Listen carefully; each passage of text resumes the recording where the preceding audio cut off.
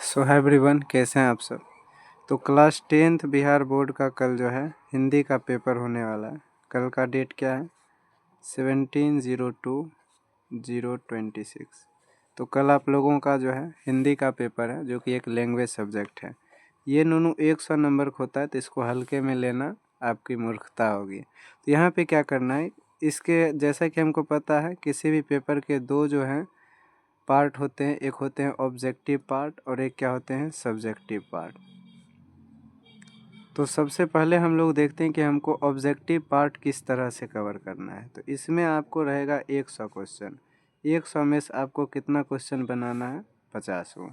अब जैसे मान लिए कोई एक क्वेश्चन गिवन है और इसके 4 ऑप्शंस दिए हुए हैं, और इन चारों ऑप्शन के लिए आपके OMR शीट में इस तरह से 4 जो होंगे गोले होंगे। अब मान लीजिए जैसे यहाँ पर दे दिया, एक क्वेश्चन दे दिया, अनुज्ञा में कौन सा समास है, अनुज्ञा में कौन सा समास है। तो ये हो गया आपका एक क्वेश्चन। अब यहाँ दे देगा अब यही भाव, यहाँ दे देगा तत्पुरुष, यहाँ दे देगा बहुब्रीहि, यहाँ मान लीजिए आपका कर्मधारय दे दिया। तो इस तरह से 4 ऑप्शन होगा। अब हमें पता है अनुज्ञा में कौन सा है भाई, तत्पुरुष। अब यही भाव समास है। जिस भी चीज़ का शुरुआत जो है अनु, आ, प्रति, भर, यथा, यावत, प्रति हो गया, भर हो गया, यथा हो गया, या फिर जो 2 बार आता है जैसे अनुज्ञा, अनुमान, आजीवन, प्रतिदिन, भरपेट, यथाशक्ति, तथा भक्ति, एकाएक, ये सब जो भी चीज़ होता है तो उस सब चीज़ में क्या होता है, यही भाव समास। तो इसका ऑप्शन हमें पता है कि भाई कितना होगा, ए होगा। तो ए को जब भरिएगा तो पहले देखिए इसका जो बाउंड्री है, इसके बाउंड्री पे 2 बार कलम चलाइएगा। उसके बाद इसके जो है अंदर के कंटेंट को अपना आराम से क्या कर लेना है, भर लेना है। और ये बहुत कम समय में हो जाता है, ज़्यादा घबराने वाला बात नहीं है। इसको भरने के लिए आपको हम लोग फेयरवेल में पेन प्रोवाइड किए थे। फेयरवेल में क्या दिए थे? Ball pen. तो उसी बॉल पेन का आपको यूज करके इसको भरना है। आराम से आप भर लीजिएगा, कोई ज़्यादा टेंशन वाला बात नहीं है। अब करना क्या है ना, आपको पहले 1 से लेकर 100 तक के क्वेश्चन को ध्यान से पढ़ना है, और उसके बाद आप 100 नंबर से ऊपर जाइएगा। जना 100 नंबर हो गया, 99 हो गया, उसके बाद होगा 98 नंबर, 97 नंबर, 96, 95, इसी तरह से। इसमें मान लीजिए हमको 99 नंबर के आंसर पता है कि इसका बी होगा, तो 99 का आगे 1 लिख लिए। 98 का भी मान लीजिए पता है कि इसका ए होगा, तो उसमें टिक भी करते जाइएगा क्वेश्चन में और लिखते भी जाइएगा। ऐसे करके मान लीजिए हम लोग 40 को क्वेश्चन बना लिए उसी समय। अब इस 40 क्वेश्चन को आपको तुरंत OMR शीट में क्या कर लेना है, लिख लेना अच्छे से। अब बाकी का जैसे हमको अब उसमें से छांट के 40 गो तो लिखना ना है, बनाना क्या होगा 50 गो। तो बाकी अब मान लीजिए 40 को भर लिए, उसके बाद हमको जो है अब छाँटना पड़ रहा है। 95 नंबर हमको एगो निकल गया, तो 1 लिख कर गोला बना लिए। पहले जो 1 2 3 4 लिखे थे, इसमें हम लोग 40 को बनाए थे, 40 OMR शीट घस लिए। अब बाकी का 10 पूरा करने के लिए 1 लिख लिए, गोला भर लिए। इस प्रकार से आप क्या कर सकते हैं, 50 को पूरा करके OMR शीट घस सकते हैं। अब जैसे ये चीज़ हम क्लास में बहुत अच्छा से बताए थे, लेकिन आपको नहीं समझ आ रहा है, तो कोई घबराने वाला बात है नहीं। आप आराम से 50 को गिन के भर लीजिएगा, गोला भर दीजिएगा, दैट्स इनफ। उसके बाद हम लोग सब्जेक्टिव क्वेश्चन जब लिखेंगे तो हमारा कॉपी का जो हेडिंग होगा वहाँ पे हमको लिखना है पहले विषयनिष्ठ प्रश्नोत्तर। विषयनिष्ठ प्रश्नोत्तर लिख के अब जो है इसको अंडरलाइन कर दीजिएगा। ये बस मात्र एक इंडिकेशन है। ये सब लिखने से जो आपका कॉपी चेक करेगा उसको लगेगा कि बच्चा तो बहुत एकदम IAS वाला तैयारी कर रहा है, मतलब इसी टाइप का कुछ उसको ग्रेट फीलिंग आएगा। ऐसे लिख दिए। अब हमको पहला क्वेश्चन लिखना है, तो हम एक लाइन छोड़ के लिखेंगे प्रश्नोत्तर संख्या। जना पहला होगा, पहला आपका गद्यांश होगा, तो गद्यांश में 2 रहता है, क और ख, या फिर 1 और 2। तो मान लीजिए क का बना रहे हैं, तो प्रश्नोत्तर संख्या 01 क। गद्यांश सर हम पहले वाला बनाइएगा, क्योंकि ये सब तो बहुत आसान होता है। अब ये गद्यांश का पोर्शन है, तो बड़ी ब्रैकेट में आप लिख लीजिएगा क्या, गद्यांश। उसके बाद इसको अंडरलाइन कर लीजिएगा। अब गद्यांश में 4 गो क्वेश्चन होगा, तो यहाँ पे लिखिएगा 1 लिख लिए। अब यहाँ लिखिएगा कौन सी, उत्तर। अब उस गद्यांश का उत्तर यहाँ से लिखिएगा, एक वाक्य में होगा। फिर यहाँ लिखिएगा 2, 2 में भी क्या लिखिएगा, उत्तर, और ऐसे डैश देकर यहाँ उसका आंसर। फिर लिखिएगा 3, 3 में भी उत्तर लिख के और ऐसे ही डैश देकर लिखना है। तो ऐसे करके पांचों आप क्या लिखिएगा, गद्यांश। तो पहला गद्यांश लिख लीजिएगा। इसी तरह एक और गद्यांश होगा, तो उसके लिए भी लिखिएगा प्रश्नोत्तर संख्या 02, 2 का भी 2 रहता है तो क वाला ले लीजिएगा। ये भी आपका क्या होगा, गद्यांश ही होगा। तो इसको भी आप क्या कर सकते हैं, गद्यांश लिख सकते हैं। उसके बाद इसको क्या कर लीजिएगा, अंडरलाइन कर लीजिएगा, इतना कर लीजिएगा। उसके बाद इसके भी जितने भी क्वेश्चंस हैं उसका आंसर आप आराम से दे सकते हैं, आराम से इसका आंसर लिख लेना है। उसके बाद जब आप 3 नंबर क्वेश्चन में आइएगा तो 3 नंबर आपका होता है निबंध लेखन। तो देखिए 3 नंबर फिर से आपको ऐसे ही बीच में लिखना है, प्रश्नोत्तर संख्या 3, प्रश्नोत्तर संख्या 03, और ये क्या होगा आपका, निबंध लेखन। तो आप बड़ी ब्रैकेट में क्या लिख सकते हैं, निबंध लेखन। उसके बाद ब्रैकेट बंद करके इसको अंडरलाइन कर लीजिएगा। ऐसे करके आप लिख लीजिएगा। अब निबंध लेखन में जैसे हमको दे दिया विद्यार्थी जीवन, विद्यार्थी जीवन पर बोल रहा है लिखने। तो अब आपको पता है विद्यार्थी जीवन में क्या होता है, नहीं होता है, क्यों ये इम्पोर्टेंट है कि नहीं। तो इसमें कुछ पॉइंट्स दिया हुआ रहता है, जैसे 1 नंबर में लिख देगा आपको भूमिका, 2 नंबर में लिखेगा महत्व या महत्ता, ऐसे करके रहेगा। 3 नंबर मान लीजिए आपको दे देगा इसी में सहपाठी, और 4 नंबर में दे दिया विद्यालय पाठशाला, विद्यालय या पाठशाला। तो इस तरह से 4 टॉपिक दे दिया था। अब देखिए इसका आंसर जो निबंध का हम लोग को देना होता है वो 250 से 300 शब्द में देना होता है। अब ये सब बात आप पेपर में नहीं लिखिएगा। जैसे हमको विद्यार्थी जीवन पर दिया है क्वेश्चन, तो हम क्या करेंगे, प्रश्नोत्तर संख्या निबंध लेखन लिख दिए और इसको अंडरलाइन कर दिए अच्छा से। उसके बाद जो टॉपिक होगा हमारा वो टॉपिक लिख लेंगे एक बार, जैसे फॉर एग्जांपल विद्यार्थी जीवन। अब ये टॉपिक लिख लिए। अब देखिए 250 से 300 शब्द तो हम नहीं है गिनेंगे वहाँ पे। अब इस शब्द को हमको जो है 250 से 300 को हमको 1.5 पेज में कम से कम लिखना है। ज़्यादा से ज़्यादा आप 2.25 पेज लिखिएगा, तो 1.5 पेज में हमको लिखना है। अब 1.5 पेज में हमको कितने पॉइंट्स को लिखने हैं, डिस्कवर करने, डिस्क्राइब करने हैं, तो यहाँ से 4 पॉइंट। इसका मतलब है 2 पॉइंट हमारा एक पन्ना में होगा, बाकी का 2 पॉइंट जो है वो हमारा दूसरे पन्ना में होगा। तो इसमें से पहला पॉइंट यहाँ पे हम लिख लेंगे भूमिका। इधर हम लोग एक लिख लेंगे, यहाँ पे क्या लिखेंगे, भूमिका। भूमिका लिख लिए, अंडरलाइन कर दिए, डैश दे दिए। अब इसके बारे में लिखेंगे, विद्यार्थी जीवन का क्या मतलब है, यह एक ऐसा जीवन है, यह एक ऐसा जीवन है जिसमें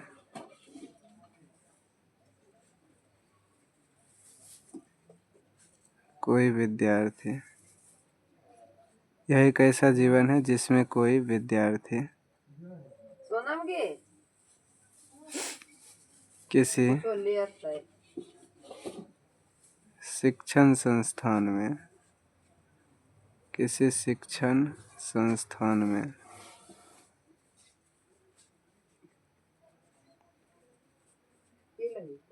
शिक्षा की प्राप्ति करता है।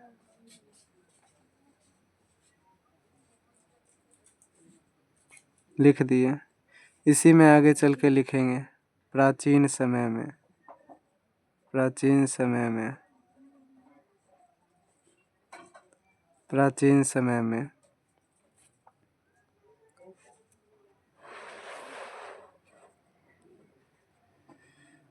प्राचीन समय में ऋषि मुनियों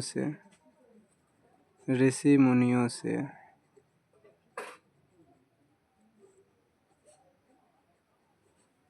शिक्षा प्राप्त करने के लिए शिक्षा प्राप्त करने के लिए उसके शिष्य कुटिया में रहा करते थे। इस प्रकार देखिए हम क्या किए, भूमिका यानी होता है इंट्रोडक्शन, तो उसका कुछ इंट्रोडक्शन दे दिए कि भाई विद्यार्थी जीवन क्या होता है। अब देखिए इसमें हम जानबूझ के गलती किए हैं कि जना जीवन लिखें, तो देखिए जीवन को काटे कैसे, बस एगो लाइन से काट दिया। तो आपको भी ऐसे ही काटना है, ये नहीं कि कितना का आदत रहता है ऐसे करके गोल कर देगा पूरा एकदम काटते रहता है। ये हुआ राइटिंग नहीं, लेटरिंग करना, ऐसा करिएगा तो काट लेगा बहुत नंबर। तो जैसे हम काटे थे उसी तरह काटना है। कई बार थोड़ा बहुत माइन्यूट मिस्टेक होगा तो वहाँ आप जो है बोल्ड अक्षर करके अपने मिस्टेक्स को हाइड कर सकते हो। तो ऐसे करके लिखिएगा। अब चूँकि इसी चीज़ को लिखने के लिए देखिए हम तुरंत पैराग्राफ चेंज कर दिए, तो आप अपने आवश्यकता के अनुसार अपना जो है कॉपी सजा सकते हैं, उसमें कोई दोहराई नहीं है, ठीक है ना। तो अब जैसे यहाँ पे भूमिका लिख दिए, अब यहाँ पे एक लाइन छोड़ देंगे, दूसरा वाला जो है महत्ता, तो महत्ता को एक्सप्लेन कर देंगे अच्छे तरीके से। इस तरीके से हम क्या कर सकते हैं, लिख सकते हैं। तो बस इसी तरीके से आपको निबंध लिखना है। उसके बाद चौथा नंबर पॉइंट आएगा, तो प्रश्नोत्तर संख्या 4 में आपको क्या लिखना होगा, एप्लीकेशन। प्रश्नोत्तर संख्या 4, तो प्रश्नोत्तर संख्या 4 में आपको क्या होगा, एप्लीकेशन लिखना होगा। तो ब्रैकेट में लिख लीजिएगा पत्र लेखन, और इसको क्या कर लीजिएगा, अंडरलाइन। अब यहाँ पत्र लिख लीजिएगा, जैसे सेवा में, उसके बाद कोमा दे क्या, श्रीमान प्रधानाध्यापक महोदय, ये पूरा लिख लीजिएगा। तो एक चीज़ आपको करना है, इधर जो है, इधर जो आपका स्पेस होगा वहाँ आप लिखिएगा परीक्षा भवन, ठीक है ना, और नीचे डेट दे दीजिएगा कल का। ये सब चीज़ जो है हाईलाइटेड चीज़ है, अंडरलाइन भी कर सकते हैं, छोड़ भी सकते हैं। श्रीमान प्रधानाध्यापक महोदय, विद्यालय का यहाँ नाम लिख देना। इस प्रकार एक आपको एप्लीकेशन लिख लेना है, या फिर इसके जगह पे संवाद भी लिख सकते हैं, लेकिन एप्लीकेशन ज़्यादा मतलब लिखिएगा तो ज़्यादा चांस है कि अच्छा नंबर देगा। क्योंकि जब भी हम सेकेंड किसी चीज़ को लिखने की कोशिश करते हैं, 1 और 2 लिखने की, और दोनों ही आसान है, फिर भी हम दूसरा वाला पार्ट चुनते हैं, तो उसको लगता है कि भाई जानबूझ के बचना चाह रहा है मेहनत करने से। इसीलिए जब आपको आता है तो स्किप नहीं करिए क्वेश्चन का। उसके बाद आपको प्रश्नोत्तर संख्या 5 देखना है। प्रश्नोत्तर संख्या जो है 5, और प्रश्नोत्तर संख्या 5 में से आपको क्या करना है, आपको 30 क्वेश्चन होंगे, उसमें से 15 क्वेश्चन बनाना है। फिर ऐसे आपको प्रश्नोत्तर संख्या 6 करना है, और प्रश्नोत्तर संख्या 6 में नूनू क्या हो रहता है आपको, तो प्रश्नोत्तर संख्या 6 में आपको 4 गो रहता है, 4 गो में से 2 गो एक्सप्लेन करने के लिए आता है कि नहीं। तो जैसे इसी में मान लीजिए आपका दे दिया कि ऐसे करके दे दिया, चमक ऐसी कि अपना मुंह देख लो, चमक ऐसी कि अपना मुंह देख लो।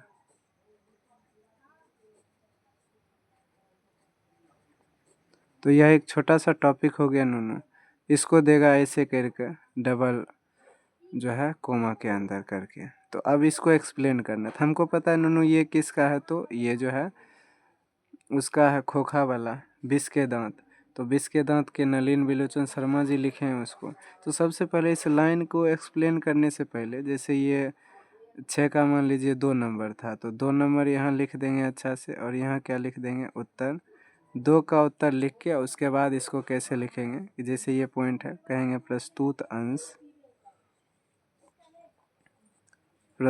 अंश कक्षा 10वीं के, कक्षा 10वीं के हिंदी पाठ्य पुस्तक